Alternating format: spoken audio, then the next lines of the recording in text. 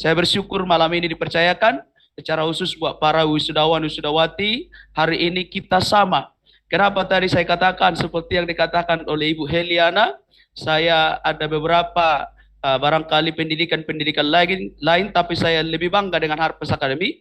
Kenapa? IPMI saya belajar di sana kurang lebih 3 tahun, di STT barangkali kurang lebih 4 tahun, ada B Korea itu barangkali saya belajar 3 tahun, tapi itu setelah sudah selesai semua. Tetapi di Harvest Academy, setiap hari bisa kita berjumpa, api kita terus dinyalakan. Ya, kadang-kadang saya sudah ngantuk untuk menginjil, datang Pak Sabto bilang harus menginjil. Kadang-kadang sudah hampir mau tertidur, mau menginjil, datang Pak Vincent bilang menginjil.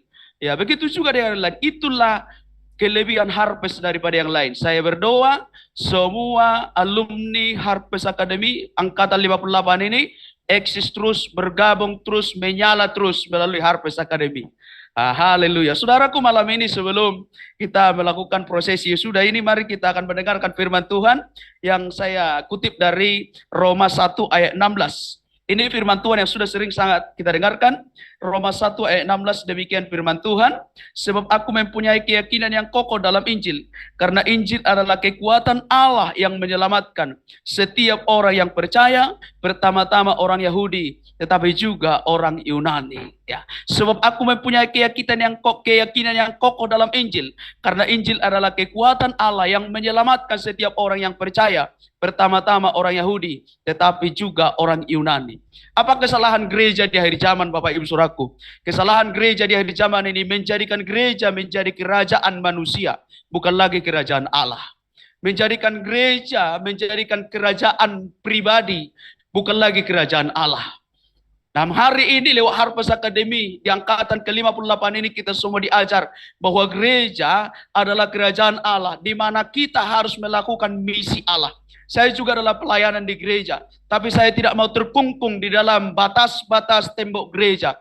Saya mau menjadi bagian dari kerajaan Allah itu, menghadirkan kerajaan Allah di tengah-tengah dunia. Karena apa, saudaraku, kita melihat tadi bahwa Injil itu harus diberitakan. 3 hal kita perhatikan dari ayat firman Tuhan tadi. Yang pertama, sebagai penginjil ini harus kita miliki yang pertama, bahwa harus memiliki keyakinan yang kokoh dalam Injil. Sebagai penginjil, Bapak Ibu, para wisudawan semua kita, bahwa kita harus memiliki keyakinan yang kokoh dalam Injil.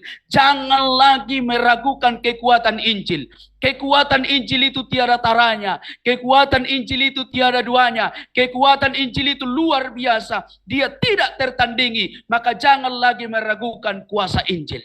Saudaraku yang saya kasih dalam nama Yesus Kristus, barangkali sebelum mengikuti Harvest, kita berkata, saya belum sanggup untuk mendoakan orang. Dan kita merasa seperti ketika kita berkata, saya belum sanggup untuk mendoakan orang, sepertinya kita adalah orang yang rendah hati. Dengar baik, ketika kita berkata, saya belum sanggup untuk mendoakan orang, sesungguhnya kita orang paling angkuh di dunia ini.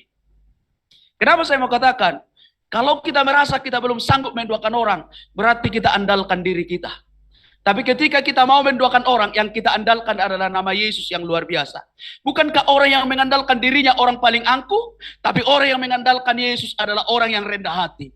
Di Harvest Academy, kenapa kita dari orang biasa dipakai oleh Tuhan menjadi orang yang dipakai mendoakan orang lain, menginjil orang lain. Dari orang yang tidak mampu menjadi mampu. Karena apa? Di Harvest ini kita diajar untuk mengandalkan Yesus. Jadi ketika kita berdoa dalam nama Yesus, ketika kita menginjil dalam nama Yesus, melakukan pelepasan dalam nama Yesus, yang kita andalkan adalah nama yang tidak tertandingi itu, adalah nama Yesus yang luar biasa itu.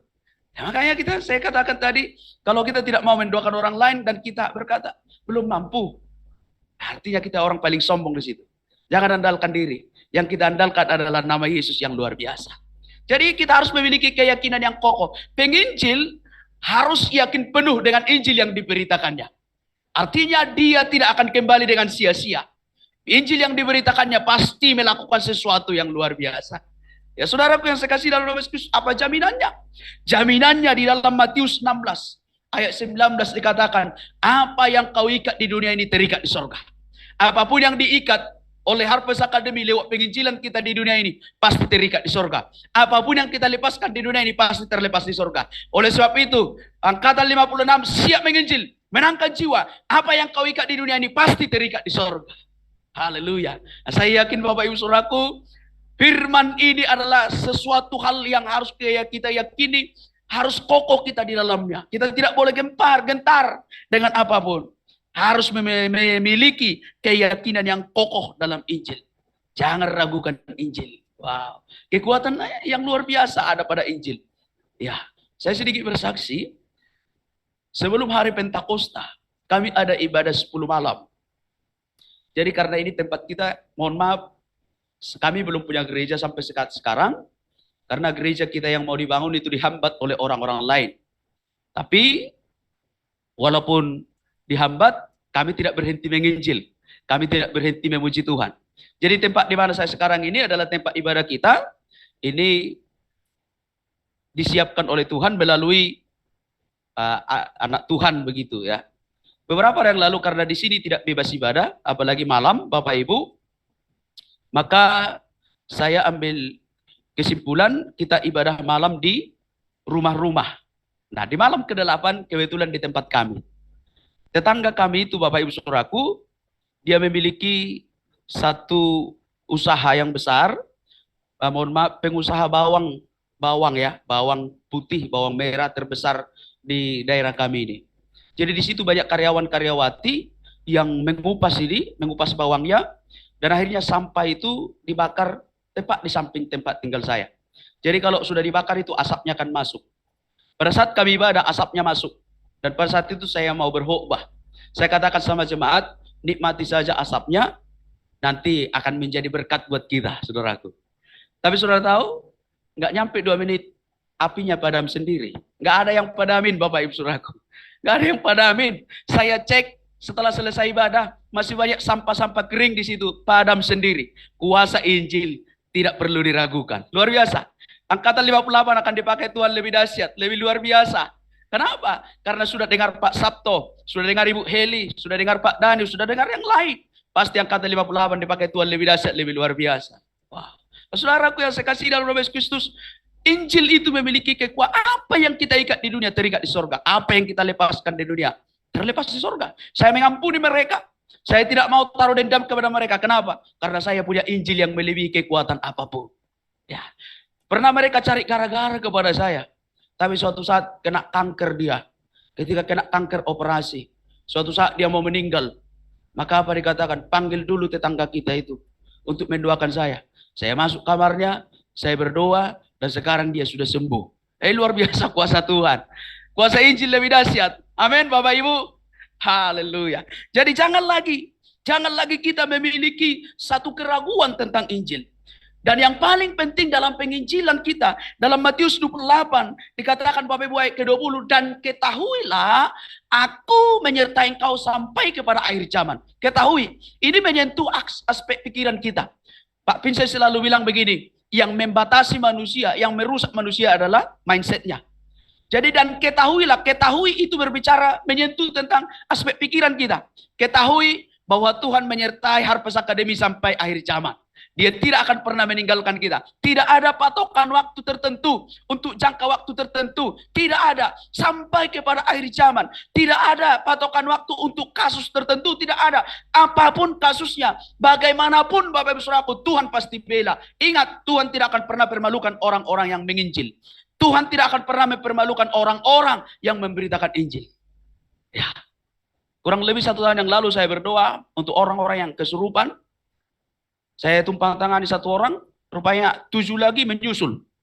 Jadi tumpang tangan, tumpang kaki, tumpang apapun nggak cukup Bapak Ibu Saudaraku. Nggak cukup. Tapi ini yang saya katakan begini sama Tuhan. Tuhan, Engkau tidak akan pernah permalukan aku. Injilmu dahsyat. Luar biasa Bapak Ibu Saudaraku. Hanya beberapa orang saya tiup, tumbang, akhirnya kita doakan pelepasan. Dan puji Tuhan, orang yang paling memiliki ilmu banyak di situ ada 1 ransel penuh-penuh yang dia warisi dari kakeknya. Dia mengaku ke saya, Om, saya akan jemput itu semua ilmu dan kuserahkan sama Om. Ketika itu kita bakar, puji Tuhan hari ini dia yang memiliki ilmu yang banyak tadi, Roh Kedukuran tadi sudah jadi pendeta. Dan saya ajar dia untuk menginjil. Sekarang beberapa hari yang lalu dia katakan kepada saya, Om, sudah ada 3 rumah tangga dari Bani Kedar menjadi jemaat kita. Luar biasa saudaraku. Kalau bukan karena di-charger oleh Harvest, tapi bisa saya tertidur ini. Kalau menginjil ya kalau dipanggil lah begitu. Jadi penginjil panggilan. Tapi Harvest mengajarkan kita bukan dipanggil. Bukan lihat dulu, bukan teliti dulu, pergi lakukan.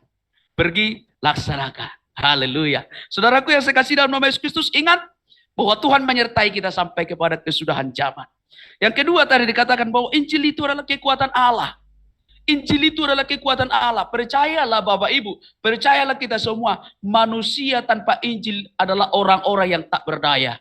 Manusia tanpa Injil adalah orang-orang yang lemah. Makanya tadi dikatakan bahwa Injil itu adalah kekuatan Allah. Angkatan 58, tanpa engkau beritakan Injil kepada orang lain, mereka tidak akan berdaya. Tetapi ketika kita beritakan Injil kepada mereka, kekuatan apapun yang mengikat mereka, ikatan-ikatan apapun yang mencoba membelenggu mereka, ketika Injil diberitakan kepada mereka, mereka akan memiliki kekuatan Allah dan mereka akan dibebaskan, mereka akan dilepaskan, mereka akan mengalami kekuatan Allah yang luar biasa itu.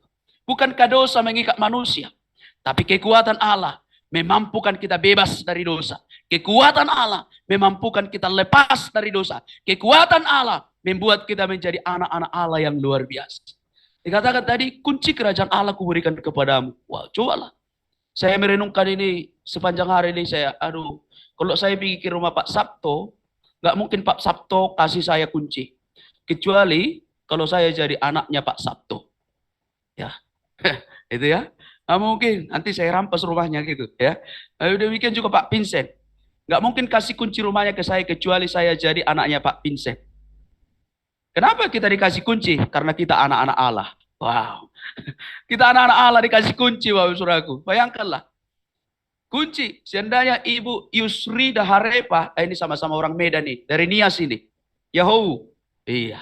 Saudaraku, seandainya Ibu Yusrida, kebetulan saya belum punya mobil, Bu. Seandainya Ibu Yusrida kasih saya mobil, Ibu Yusrida bilang begini, ini nah Pak Perdomuan, ini ada mobil, ini STNK, ini BPKB, tapi nggak kasih kunci, itu namanya main-main, Bu.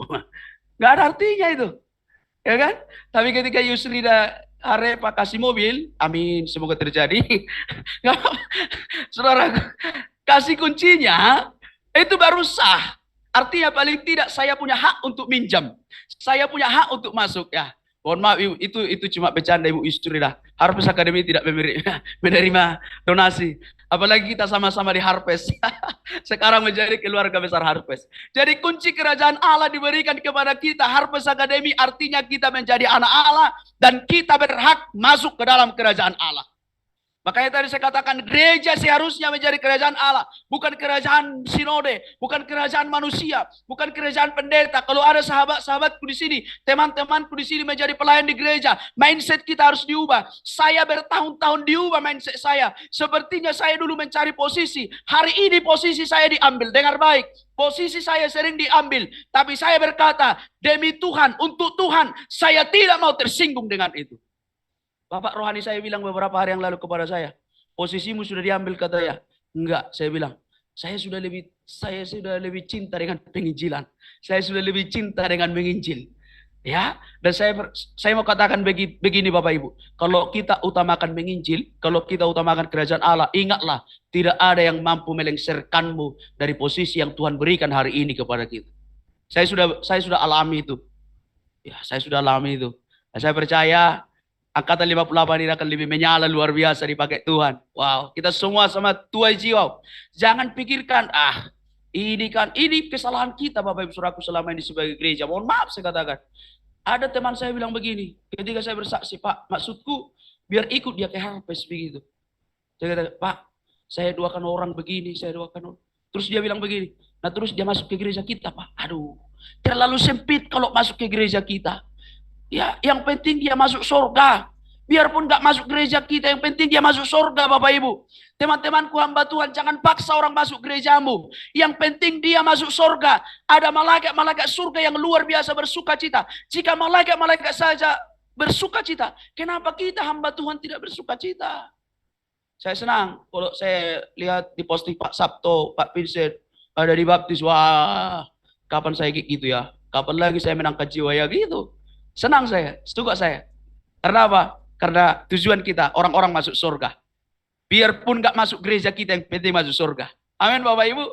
Iya. Jadi kita memiliki Injil adalah kekuatan Allah. Manusia tanpa Injil, ingatlah, adalah manusia yang tak berdaya. Dia akan segera masuk kepada hukuman yang kekal, yaitu maut. Satu lagi, bagian yang ketiga, dikatakan tadi menyelamatkan setiap orang percaya. Menyelamatkan setiap orang percaya. Bapak Ibu, semua orang, bagaimana kedudukannya, bagaimanapun posisinya, kekayaannya, dia pasti butuh juru selamat. Yang kita beritakan ini bukanlah orang sembarangan. Yang kita beritakan ini adalah Yesus juru selamat.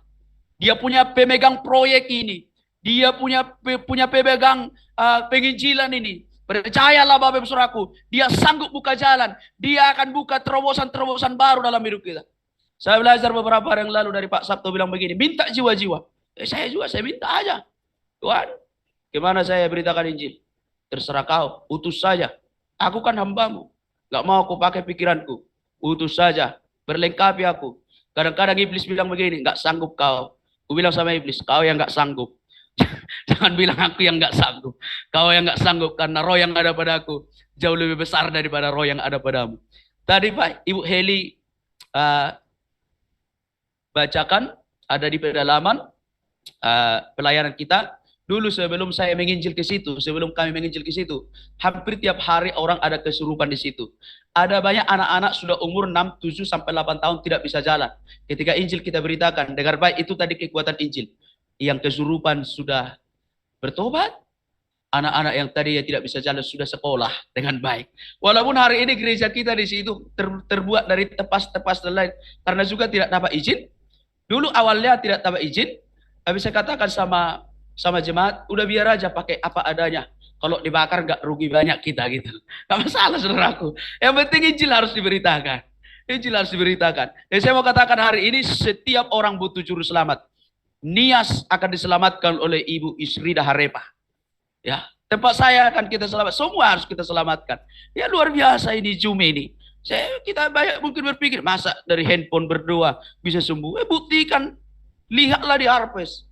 Kan begitu.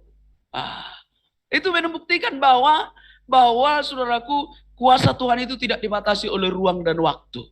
Ya, ini luar biasa ini.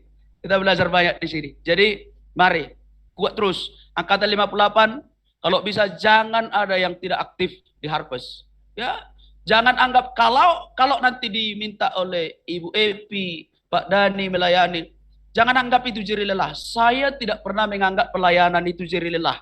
Baik di Harvest maupun Bapak Ibu yang di pedalaman, setiap jam 5 sore saya harus berangkat. Jam 5 sore kami masuk di sana.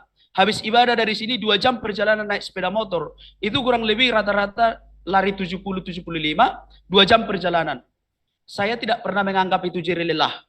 Saya anggap itu kasih karunia. Itulah membuat saya tidak pernah mengeluh ketika saya melayani.